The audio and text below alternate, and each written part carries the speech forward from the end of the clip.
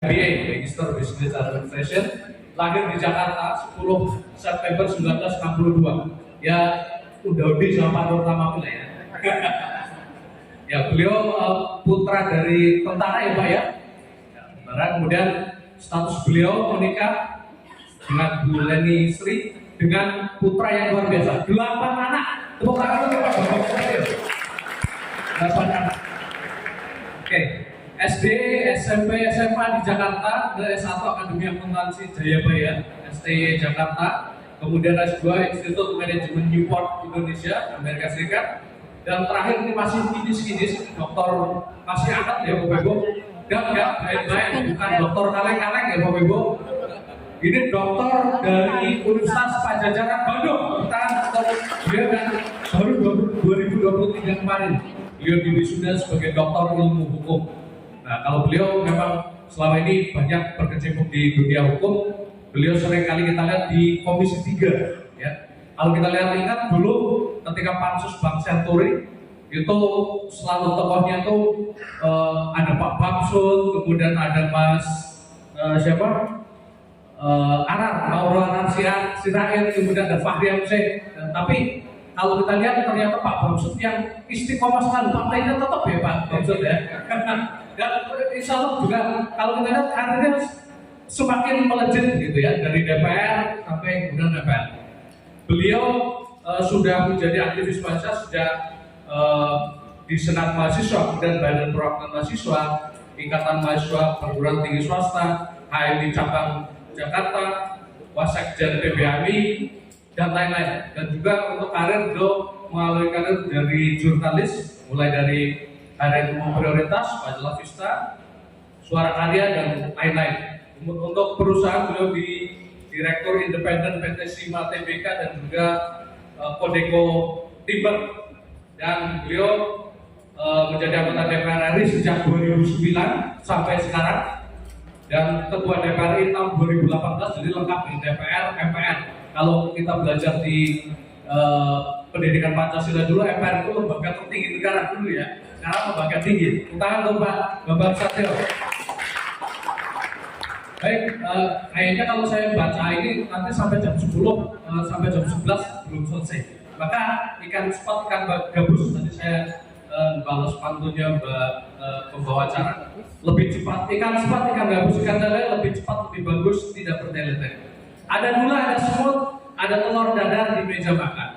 Mari kita bersama Bamsud tegakkan 4 pilar kebangsaan. Sekarang untuk Bapak Susatyo, kita silakan untuk naik ke atas podium untuk mensosialisasikan tentang 4 pilar kebangsaan: Pancasila, UUD 45, NKRI, dan Bhinneka Tunggal Ika.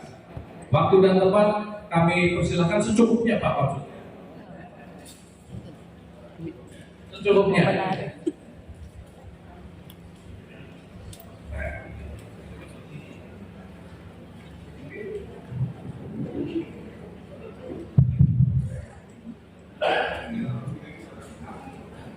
Tadi dari hotel saya membayangkan akan berhadapan dengan muka-muka, wajah-wajah yang sangar dan serius. Rupanya salah. Saya bertemu dengan wajah-wajah yang ramah, yang penuh semangat dan optimisme. Inilah guru-guru Banjarnegara. Bang. Karena saya sejak SD, SMP kedapatan guru-guru yang galak-galak. Jadi kesannya sekarang kalau bayang guru tuh galak gitu. Tapi karena galak itulah saya hari ini berada di hadapan Bapak Ibu semua. Guru pahlawan tanpa tanda jasa. Tepuk tangan buat guru. Guru, begini, benar. Alhamdulillah, tapi saya bisa kalau Pak Ketua apa yel-yelnya. Bismillahirrahmanirrahim. Assalamualaikum warahmatullahi wabarakatuh. Waalaikumsalam. Selamat pagi, salam sejahtera untuk semua. Salam, Om Swastiastu, Namo Buddhaya, salam kebajikan. Yang saya hormati Pak Nur Mamami, Ketua PGRI Banjarnegara, yang tadi sudah membuka acara ini, dan Pak Teguh Handoko, Kepala Distrik Pora Kabupaten Banjarnegara, yang masih sangat muda, satu angkatan dengan ketua saya, yang juga hari ini jadi anggota DPRD Kabupaten Banjarnegara dan Golkar.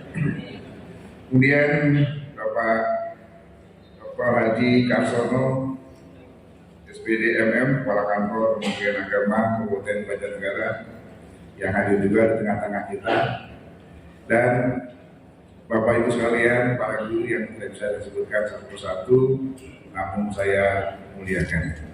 Yang tadi menjadi moderator ini adalah adik sahabat lama saya, Mas Puji Raharjo. Saya di Banjar sudah hampir 30 tahun. Dan bertemu dengan Mas Puji, 2 kali saya nyalek di sini gagal. Dan yang ketiganya baru jadi 2009 hingga hari ini. Jadi saya ini mewakili Bapak Ibu semua Banjarnegara, Purbalingga dan Kebumen sudah hampir 25 tahun. Dan sebelumnya 2 kali gagal juga Bapak sekalian. Di Tegal, Brebes, kemudian Semarang, Salatiga. Jadi saya ini caleg sudah 4 kali gagal, yang kelima baru jadi. Jadi artinya apa? Artinya tidak ada ya keberhasilan yang mudah. Semua diraih dengan darah dan air mata, serta perjuangan yang tiada hentinya, serta doa orang tua, istri, dan anak-anak. Itulah yang saya lalui hingga hari ini. Mungkin banyak yang melihat yang sekarang aja, oh enak bener gitu. Orang nggak tahu bagaimana perjuangan kita. Sama dengan Bapak Ibu semua, orang nggak tahu, wah enak bener jadi guru ya, muridnya banyak, gajinya besar nggak? Besar, bisa ngutang di koperasi. Ya kalau kerjaan guru namanya bekerja, mana bisa ngutang gitu. Ya. Kemudian tiap murid dihormati, dicium tangannya, ya mereka nggak tahu perjuangan Bapak Ibu semua untuk mencapai posisi hari ini. Nah, kalau sekalian, PGRI sebagai wadah resmi satu-satunya guru di Indonesia, dan saya berharap PGRI tidak pecah seperti organisasi lainnya. Dokter saja sekarang sudah pecah. IDI tidak lagi menjadi organisasi tunggal, tapi sudah boleh bikin organisasi dokter lainnya. Nah, saya berharap PGRI sebagai wadah guru harus dapat dipertahankan sebagai satu-satunya wadah guru yang ada di Indonesia dengan sebuah misi mencerdaskan kehidupan bangsa, sama dengan misi daripada pembukaan Undang-Undang Dasar kita, yaitu mendirikan negara Republik Indonesia untuk mencerdaskan masyarakat dan kehidupan bangsa. Tapi kita dihadapkan pada berbagai persoalan yang tidak kecil dalam mencerdaskan kehidupan bangsa ini. Walaupun anggarannya kita sudah tetapkan dalam konstitusi kita 20% anggaran pendidikan dari APBN yang setiap tahun terus meningkat, sekarang mencapai 3.300 lebih triliun, 3.350 triliun lebih. Tapi pertanyaan saya, apakah kehidupan guru, apakah dunia pendidikan kita sudah semakin maju atau biasa-biasa saja? Nah, ternyata memang grafiknya lambat, ya, tidak sesuai dengan harapan dan besarnya anggaran yang dialokasikan untuk itu. Lebih lagi, tantangan juga begitu besar. Ya. Apa tantangan kita ke depan? Yaitu tantangan semakin menipisnya nilai-nilai kebangsaan kita, semakin menjauhnya pemahaman Pancasila bagi generasi muda kita. Alhamdulillah perjuangan kami di MPR periode kedua Pak Jokowi, pelajaran Pancasila sudah mulai didorong, diajarkan di sekolah-sekolah, apalagi dengan dibentuknya BPIP sebagai pengganti BP7 ya, yang Dewan Pengarahnya Bapak Ibu Megawati. Ini memberikan harapan baru bagi kehilangan jati diri anak muda kita terhadap nilai-nilai keindonesiaan dan nilai kebangsaan. Sebelum saya menyampaikan beberapa bukan paparan, karena saya sama saja mengajarkan ikan berenang sebetulnya, tapi saya ingin menyampaikan hal-hal yang barangkali menjadi tantangan kita bersama dan harus kita pahami bersama sehingga kita mampu menghadapinya dengan baik. Sebelum saya menyampaikan, saya ingin menjelaskan tentang posisi MPR di situ.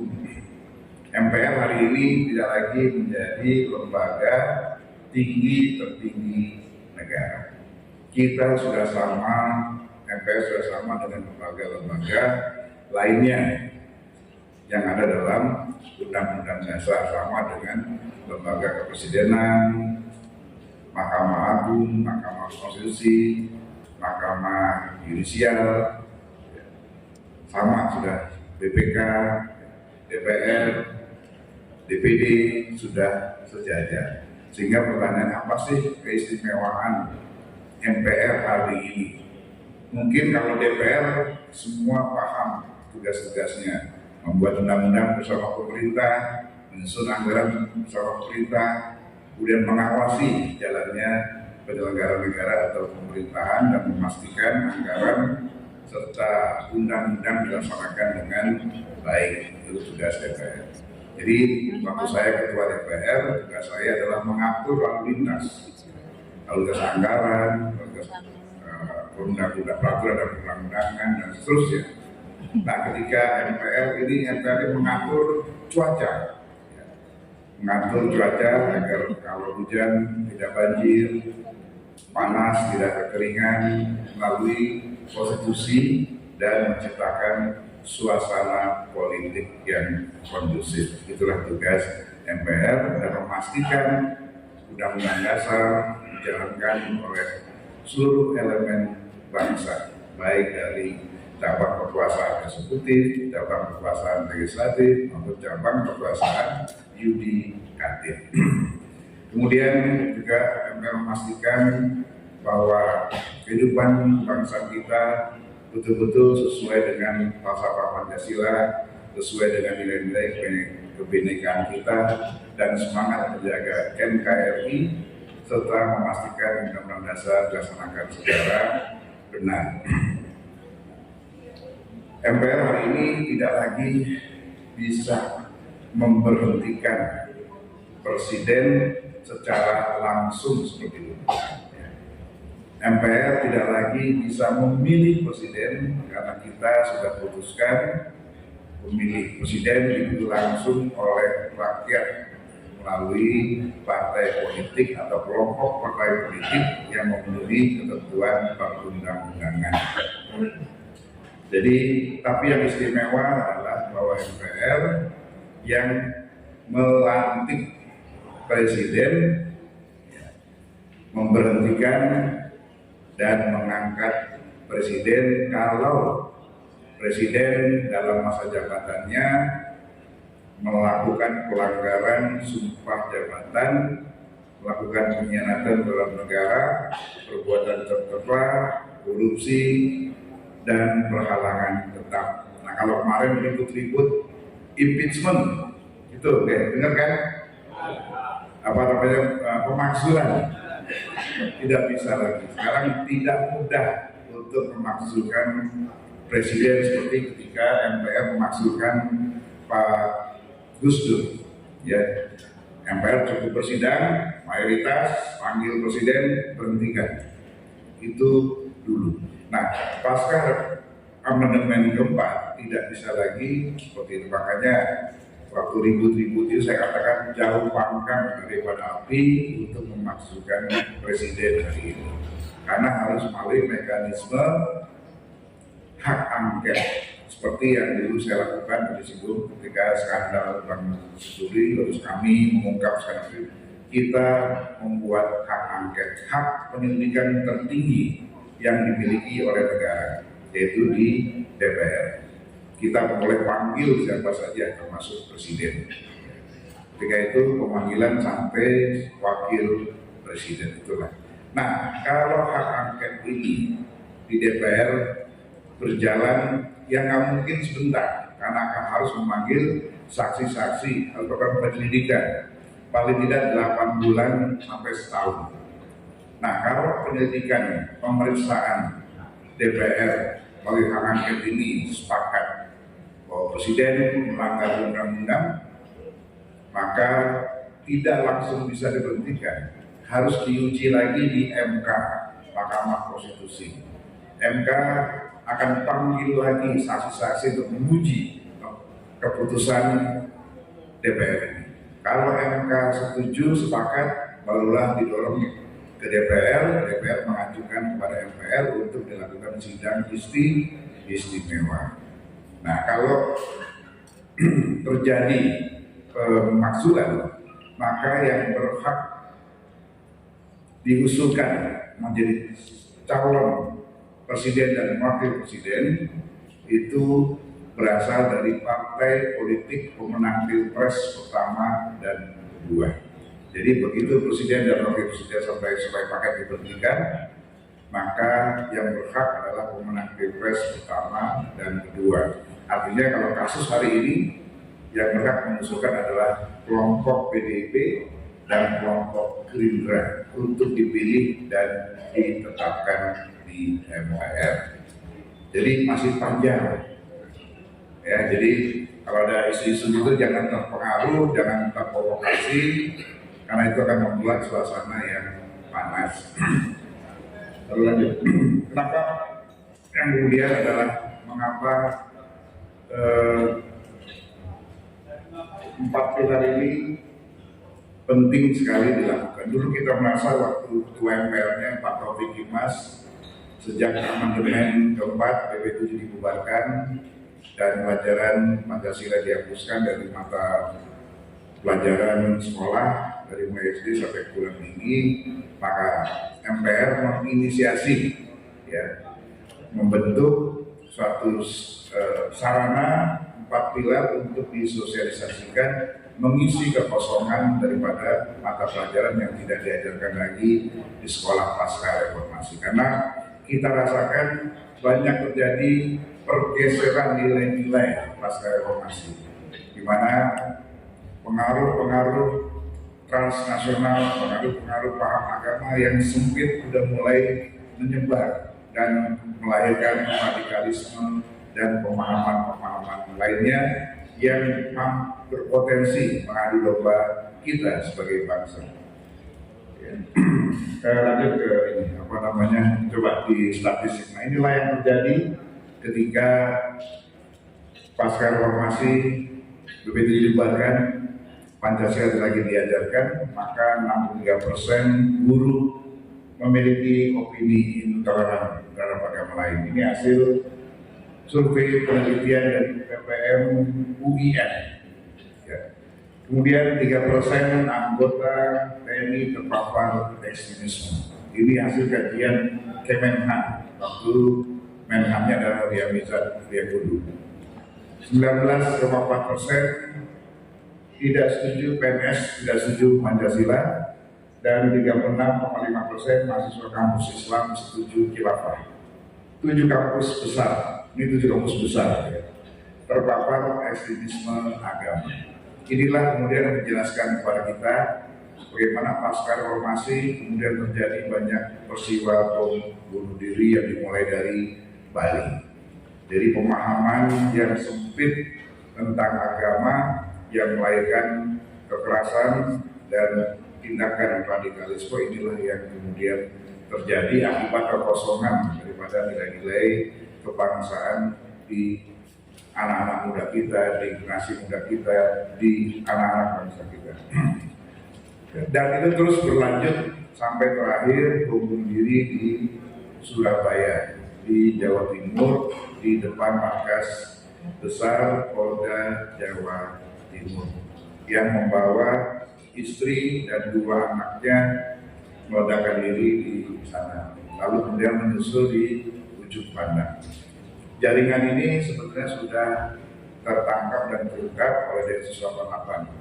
Tapi akar masalahnya bukan di situ. Akar masalahnya adalah di pemahaman dari kebangsaan, sehingga pemahaman agama tidak diarahkan dengan benar, sehingga agama yang semula mengajarkan kebaikan, melarang penyebaran kebencian, melarang kekerasan, itu kemudian dipelintir untuk menjadi hal-hal yang negatif. Kira-kira itulah yang kita hadapi. Tantangan lainnya adalah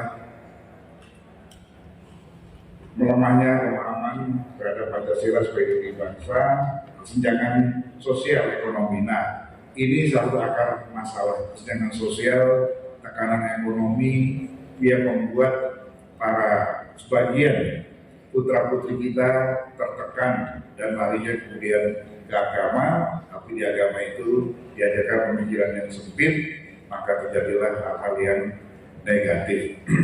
Di sana diajarkan bagaimana ketika kesulitan ekonomi menekan, maka dijanjikanlah kehidupan yang lebih baik di surga dengan 7 bidadari. Inilah yang rata-rata dikejar untuk berjuang, berjihad dengan membunuh saudara-saudara sendiri dengan level kafir. Yang kedua, ancaman krisis ekonomi dan politik global yang dihadapi hari ini. Kemudian konflik horizontal di tengah konflik horizontal juga lah, kita mungkin masih ingat peristiwa pemenggalan kepala ribut antar suku ya di Kalimantan, suku Madura, suku Dayak dan seterusnya. Itulah tantangan-tantangan yang kita hadapi pasca reformasi, pasca hilangnya nilai-nilai pelajaran Pancasila di sekolah-sekolah. Lanjut lagi. Ini 3 ini yang utama, ini ancaman yang sudah biasa kita hadapi. Terorisme, radikalisme, ideologi lain transnasional, ancaman narkoba dengan skala jenis yang luar biasa. Sekarang narkoba agak sulit dideteksi. Dia bisa berupa permen, makanya hati-hati guru.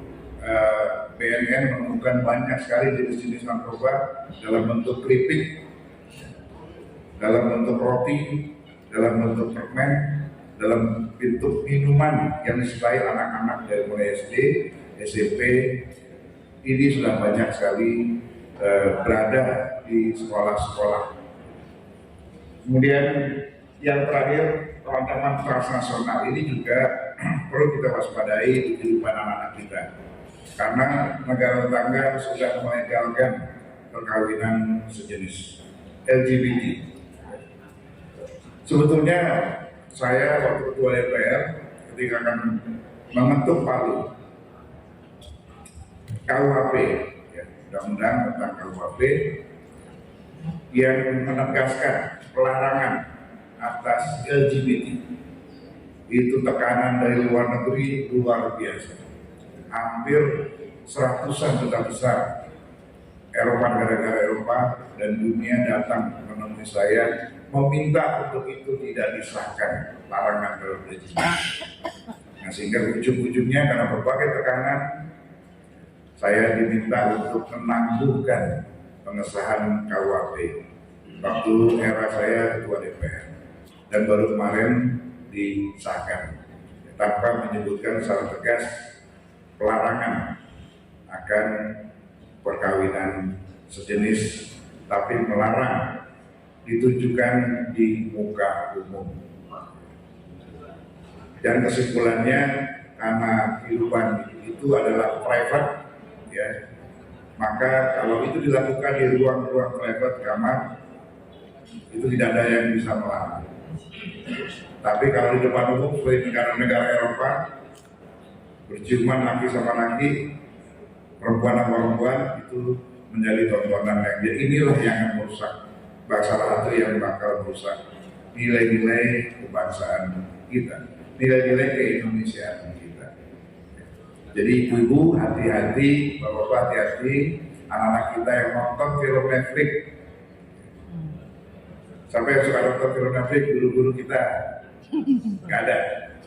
Nah, sekali-sekali lihat, hati-hati anak-anak kita nonton, karena hampir 80% film di Netflix itu ada laki-laki berciuman sama laki-laki, ada perempuan berciuman sama perempuan. Ini merusak moral anak-anak kita. Ya. Itu salah satu bahaya daripada transnasional, ya. Bahaya daripada kerasnya informasi yang masuk ke negara kita, sehingga pemahaman nilai kebangsaan harus kita terus lakukan kepada anak-anak kita. Kembali ke ini. Dan yang paling bahaya sekarang yang kita hadapi, ancaman demokrasi yang sudah terlanjur kita pilih hari ini, yaitu pemilihan langsung. Jadi ini berkorelasi dengan kedatangan saya hari ini menjelang pemilu.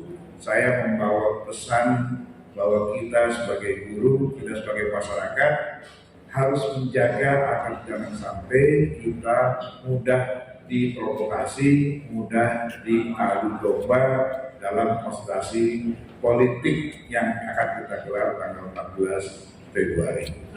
Mengacu pada 5 tahun lalu lahir kadrun kampret, apa lagi? Cepong kampret. Ini dimunculkan dalam persaingan konsultasi pilpres 5 tahun yang lalu, isu-isu agama. Ini bahaya, karena Indonesia adalah negara yang paling rawan dalam menghadapi potensi perpecahan dibandingkan negara-negara Timur Tengah yang satu agama dan banyak suku. Kita udah sukunya banyak, 700 lebih, bahasanya juga banyak, 1.300 lebih, bahasanya juga banyak, dipisahkan oleh ribuan pulau, 17.500 lebih pulau. Nah, sementara Timur Tengah tidak di satu daratan, hanya perbedaan suku, satu agama. Nah, kita 6 agama dengan puluhan aliran kepercayaan yang dilegalkan atau diakui oleh negara, ini sangat rawan terjadi perang saudara. Tapi alhamdulillah kita sudah memiliki Pancasila yang diletakkan oleh para pendiri bangsa kita, mengangkatkan kita dari perpecahan. Jadi kalau sekalian, ancaman demokrasi ini saya tekankan adalah bahwa bukan tidak mungkin ini akan terulang kembali, ya, antara 01, 02, 03, para relawannya, para pendukung akan mengangkat isu-isu yang mampu atau yang memiliki potensi perpecahan. Untuk itu, Bapak Ibu sekalian, dengan pengaruh Bapak Ibu sebagai guru, ya, tugas kita harus mendinginkan suasana dan kemudian menetralkan para lingkungan kita, jangan sampai terprovokasi. Kira-kira itulah harapan saya, karena bagaimanapun juga pemilu ini adalah sifatnya sementara. Kita tidak mau seperti 5 tahun lalu memakan korban jiwa, 8 orang meninggal dunia ketika terjadi demonstrasi pasca pengumuman pemenang Pilpres, dan ratusan yang luka-luka parah ringan baik dari aparat maupun yang berdemo. Jadi memang kita harus jaga pemilu berlangsung, terutama di Banjarnegara, ya, agar lancar. Ya. Lagi. Nah, tentang Undang-Undang Dasar 1945. Ini juga Bapak Ibu sekalian, kita sebagai bangsa harus memahami dalam Undang-Undang Dasar pasca reformasi ini, amandemen keempat ini, ada potensi ancaman yang tidak pernah terpikirkan oleh para pembuat Undang-Undang Dasar amandemen keempat. Kalau dulu pasca reformasi, undang-undang dasar kita ya, masih memiliki jalan keluar pintu darurat kalau negara dalam keadaan kedaruratan. Ada protokol kedaruratan yang sana pas sebelum reformasi.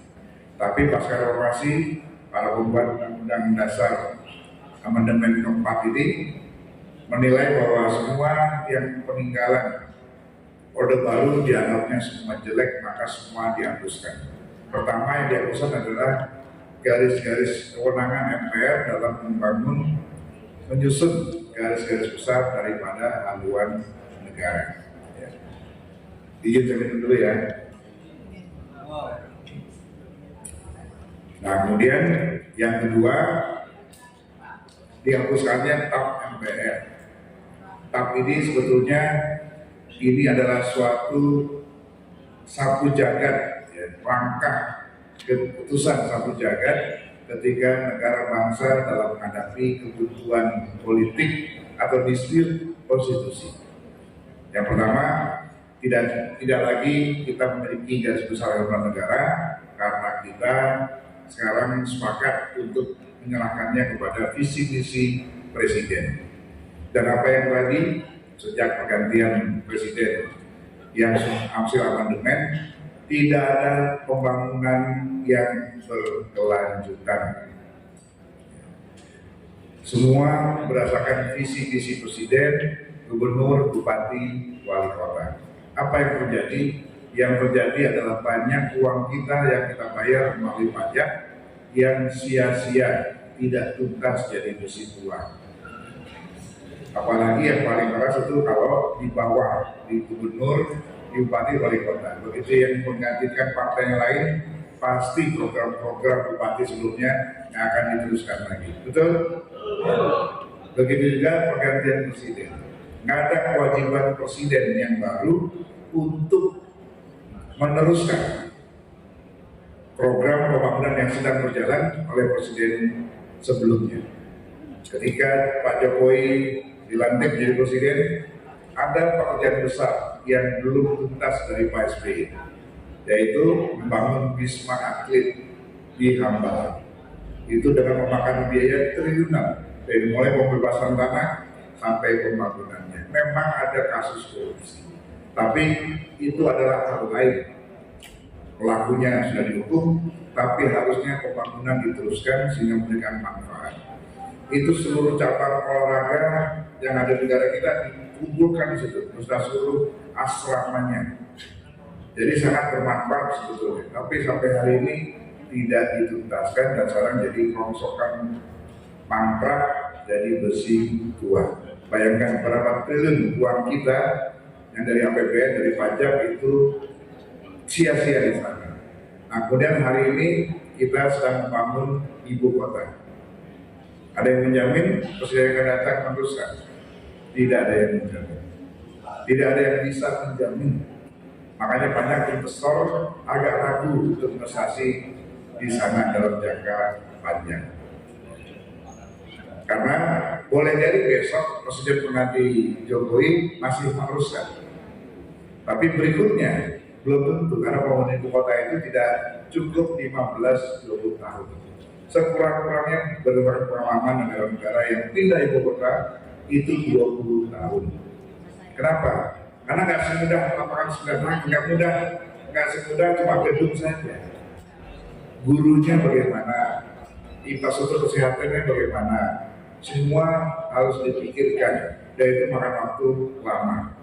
Nah, jadi pasca reformasi undang-undang dasar kita, ibu-ibu, bapak-bapak guru ini harus memahami juga, harus bisa menjelaskan kepada murid-murid kita, anak muda kita, bahwa kita sebagai bangsa punya masalah.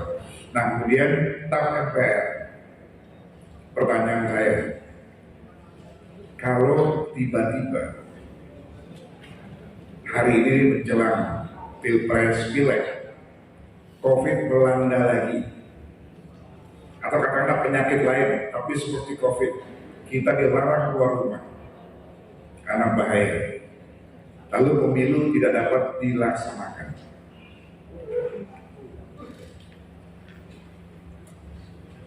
Sementara berdasarkan Undang-Undang Dasar, Presiden harus berakhir 5 tahun, anggota DPR semua tingkatan berakhir 5 tahun.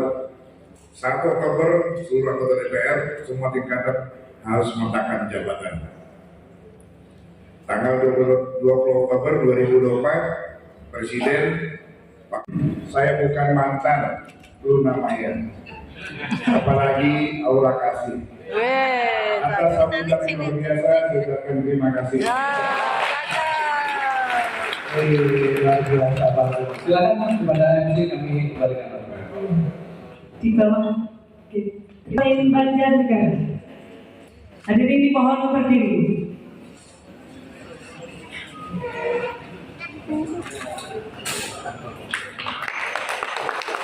Kemudian berikan foto bersama kepada tamu undangan. Foto Pak Ketum